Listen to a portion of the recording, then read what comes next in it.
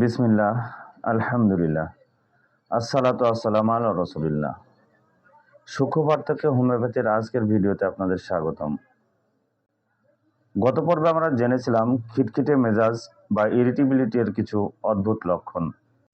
আজ আমরা এর দ্বিতীয় তথা শেষ পর্বে এমন কিছু লক্ষণের কথা বলবো যা শুনলে আপনি অবাক হবেন। যেমন, কেউ সুস্থ দাবি করে ডাক্তারকে বাড়ি পাঠিয়ে দেয়, আবার কারো কাছে খবরের কাগজের শব্দও অসহ্য লাগে। এরকম অদ্ভুত সব লক্ষণে কি কি ওষুধ হবে জানতে চোখ রাখুন আজকের ভিডিওতে। গান শুনলে মন শান্ত হওয়ার কথা, কিন্তু কস্টিকাম বা ম্যাঙ্গেনাম রোগীদের ক্ষেত্রে গান শুনলে উল্টো মেজাজ খিটখিটে হয়ে যায়। অদ্ভুত না? আপনার আশেপাশে এমন কেউ কি আছে যার সামনে খবরের কাগজ ভাঁজ করলে বা সামান্য খসখসে শব্দ হলে সে ভীষণ খিটখিটে হয়ে যায়? তাহলে জেনে রাখুন, এর অন্যতম রেমেডি হলো ফেরামেট। রোগী খুব অসুস্থ, কিন্তু ডাক্তার এলে বলে আমি ঠিক আছি, আমি ভালো আছি, আপনি বাড়ি যান। এমন লক্ষণে আমরা আর্নিকা, এপিস বা ক্যামোমিলার কথা ভাবি।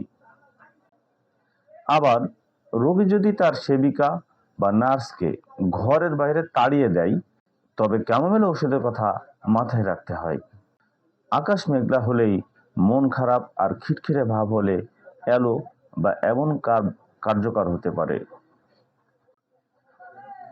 বদ্ধ বা গরম ঘরে গেলেই যাদের মেজাজ বিগড়ায়, তাদের জন্য অ্যানাকার্ডিয়াম, পালসেটিলে বা ইগনেশিয়া উল্লেখযোগ্য।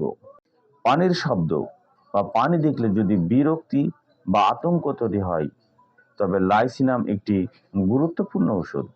হোমিওপ্যাথি আসলে শুধু রোগের চিকিৎসা নয়, মানুষের স্বভাব ও আচরণেরও চিকিৎসা করে।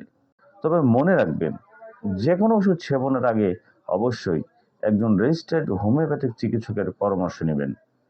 এই সিরিজের কোন লক্ষণটি আপনার কাছে সবচেয়ে অদ্ভুত লেগেছে কমেন্ট করে জানান।